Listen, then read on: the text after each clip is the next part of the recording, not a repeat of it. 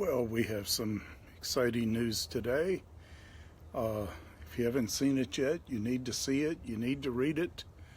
The report by Politico, who is known as a very left-wing, very liberal news organization, actually reporting that it was a part of Obama's Iran nuke deal to allow Iran to sell cocaine in America.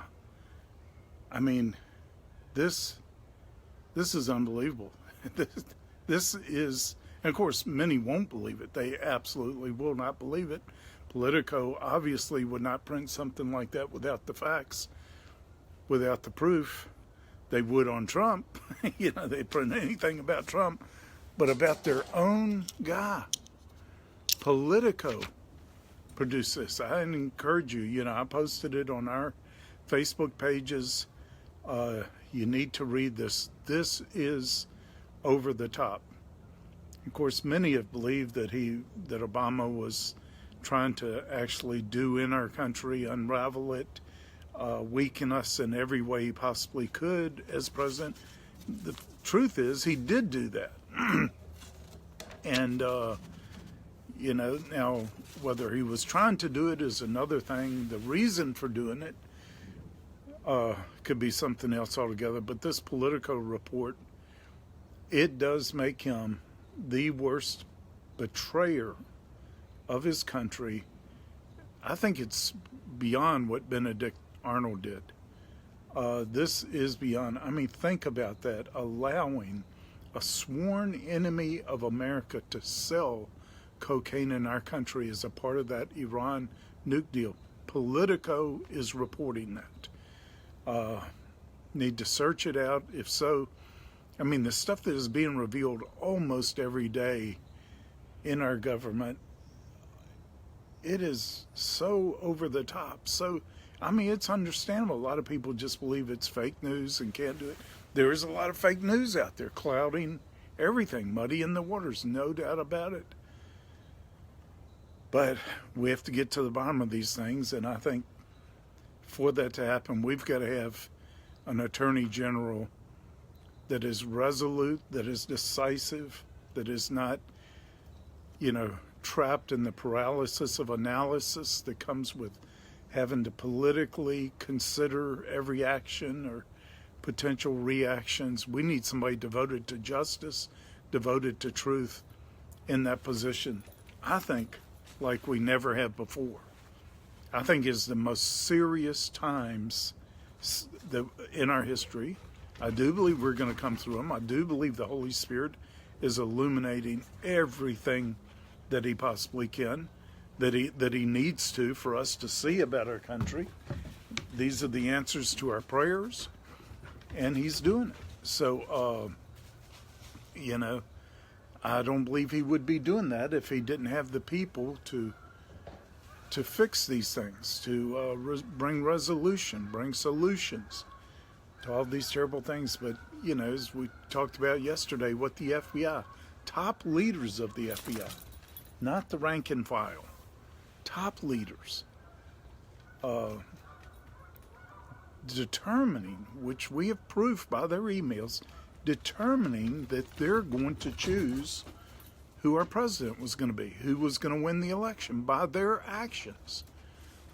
And then if they weren't able to pull off and get their person in, they were going to overthrow Trump if he actually won. And that's what they set out to do very systematically. I believe this whole Russian collusion thing is an attempt to do that. And now all this stuff is surfacing. And it's not just hearsay. These are not, things we're suspecting. We got proof. We've got their emails. We've got what they said, what they were thinking.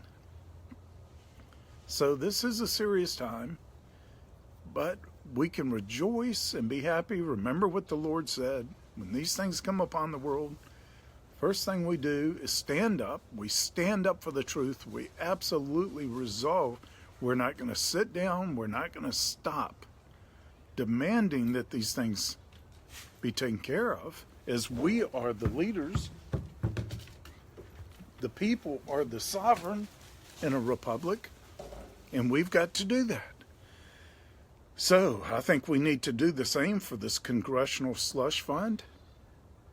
Millions and millions of dollars, taxpayer money, used to pay off those who were subjected to sexual harassment or assaults by our congresspeople, congressmen, congresswomen. Unbelievable. That was our money, not their money, our money they spent. We've got to demand that we know where every penny of it was spent and that every penny of it be paid back. This is unbelievable. And we've got to have a leadership in Congress that is going to do that kind of thing. Get that kind of thing done. Say, this is totally out of bounds. This will not be tolerated and allowed. But right now, it looks like they're the ones guilty. Didn't they have to know that this was going on? Didn't the Speaker of the House, didn't all these guys have to know? Could there have been a slush fund like that in our Congress without our congressional leaders knowing about it? That's why they want to just shove it under the rug. Then we have the DOJ, the Department of Justice slush fund, hundreds of millions of dollars. Where was that going? What was it being spent for? Who was authorized to spend it? So, anyway, I hope you've been encouraged as I have today. These are things we have to resolve, but I so appreciate that the only people that tend to listen to me, listen to our ministry, are those who don't need to have their ears tickled. You want to know what's going on and you will face the issues. That's what we're in desperate need of today. Those who are not going to just bury things. They're not going to just close their ears and say, we don't want to hear that. That's not comfortable. That's not what. No, they're going to do their duty. And I believe there are enough of us. Even if there's less than 1%, that's more than enough than is needed. And that's been proven. The great tipping points of history were created by less than 1%. Gladwell's book, Tipping Points, and the scientific studies that were done, that the number of people needed to bring about profound, radical cultural change is only 1% of the square root of the population. Which means 100 people should be able to bring radical, profound change to a group of 1 million. And since we have over 300 million, let's just say 300,000 people could turn the tide in America. I really don't believe it takes that many. I believe with the Holy Spirit we have an unfair advantage. Jesus said, look, watch what I can do with 12. And he turned the whole world upside down. She brought greater change, more profound change, was the most revolutionary movement in all of history. Watch what I can do with these dozen men. And of course, it was the body that was behind them and all the women that were with them and everybody. It was everything, but he really focused on raising up 12. So, one more thought on the Bitcom, then I'll let you off for the day. I get asked this a lot now. And my position, as I shared yesterday, that I do agree with the philosopher Voltaire on this one thing. I don't agree with him on hardly anything else. But when he said every fiat currency will ultimately return to its true value, which is zero. I think that's going to happen to all these fiat currencies. Can you make money on them? You can make a fortune on them if you get in early, get in at the right time, and get out at the right time. And should you? I don't necessarily think so. That's not how I want to do it. I want what the Lord has appointed for me to have. I think whatever we seek to get, especially through selfish ambition and greed and things like that, they're going to do us in if we win that way. But there's one thing, one biblical principle that can keep the greed out of our life. I was a day trader once. I love to sit there in front of the screen and just watch and make trades. And trading options and all kinds of things, and I did really well at it. It's an exciting way to live. I'm glad I only actually did it like that for a few months, and then I was pretty heavy into it for a few years, but that was like checking in once a day, sometimes once a week, and making more long-term trades and all. But I want to learn how to manage money. I was taking the parable of the talents. I don't want to bury what's been entrusted to me. I want to multiply it. And but anyway, I was so excited every time I made a trade right at the peak, just before it started down. I would just feel like the most brilliant, smartest guy in the world, which is pure pride, and God resists the proud. And but anyway, that was my attitude, and the Lord showed me how unrighteous that was. He said, you didn't leave any gleanings in the field. Remember in the Old Testament, when farmers reaped their harvest, they were supposed to leave some fruit in the field for the poor and the needy, so that they could come glean it themselves. And the Lord said, you need to do that with your investments.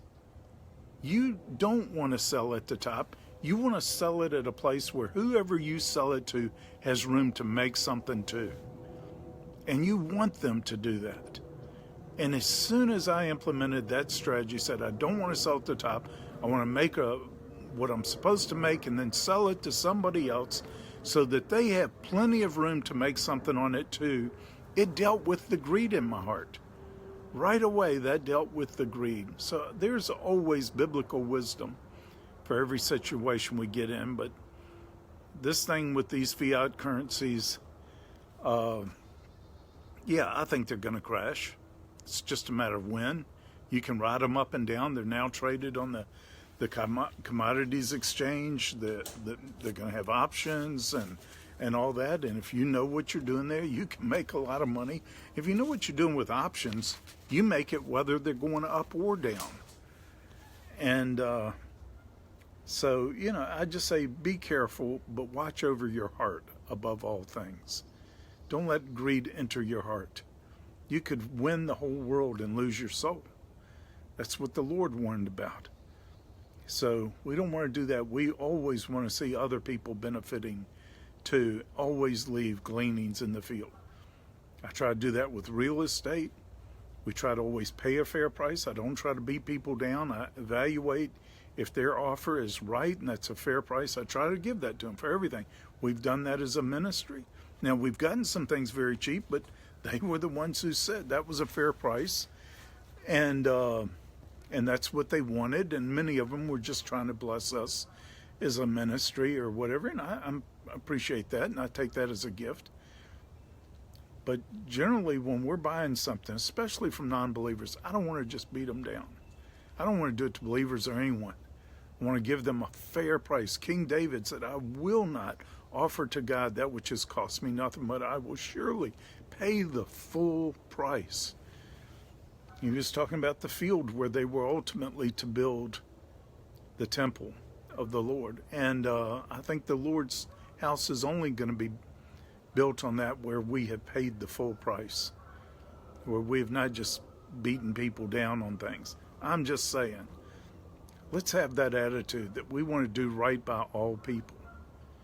And a good deal is a good deal for everyone, not just us. I'm just saying, bless your hearts. Thank you for joining me for today's rant.